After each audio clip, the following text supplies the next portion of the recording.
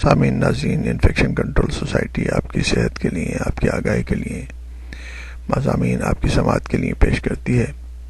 اس کے علاوہ کچھ ریسرچز، کچھ تحقیقات، کچھ نئی دریافتیں بھی آپ تک پہنچائی جاتی ہیں تاکہ آپ کو اندازہ ہو سکے کہ دنیا طب میں کس طرح ترقی ہو رہی ہے، اور اگر اس سے آپ فیوچر میں، مستقبل میں استفادہ حاصل کرنے جائیں تو اس سے استفادہ بھی حاصل کر سکتے ہیں۔ سماعت کے مسائل کے بارے میں، سننے کے مسائل کے بارے میں ہم کئی مضامین آپ کی سماعت کے لیے پیش کر چکے ہیں۔ سماعت سے محروم افراد دوبارہ سننے لگیں گے، ایک نئی امید اور نئی خوشخبری اور نئی ریسرچ کے بارے میں ہم آپ کو بتانا چاہیں گے۔ وہ افراد جن کی سماعت کی حس بہت زیادہ کمزور ہو گئی ہے، ان قریب دوبارہ سننے کے قابل ہو جائیں گے۔ یہ کامیابی دنیا کی اس پہلی جین تھراپی کی بدولت حاصل ہوگی جو سماعت سے محروم افراد پر آزمائی جا رہی ہے۔ اس سلسلے میں ایسے رضاکار افراد کا انتخاب کیا گیا ہے اور کیا جا رہا ہے جن کی سماعت کسی نقصان یا بیماری کی وجہ سے متاثر ہو چکی ہے۔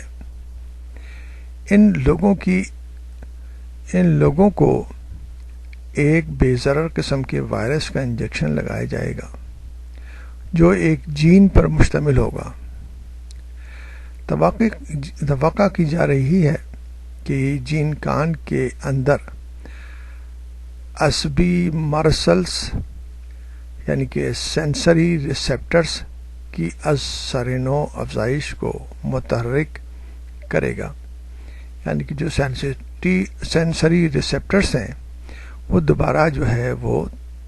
اپنا کام کرنا شروع کر دیں گے اور ان کے اندر پیدائشی عمل شروع ہو جائے گا۔ اس طریقۂ علاج سے دیگر مروجہ ٹیکنالوجیز کے مقابلے میں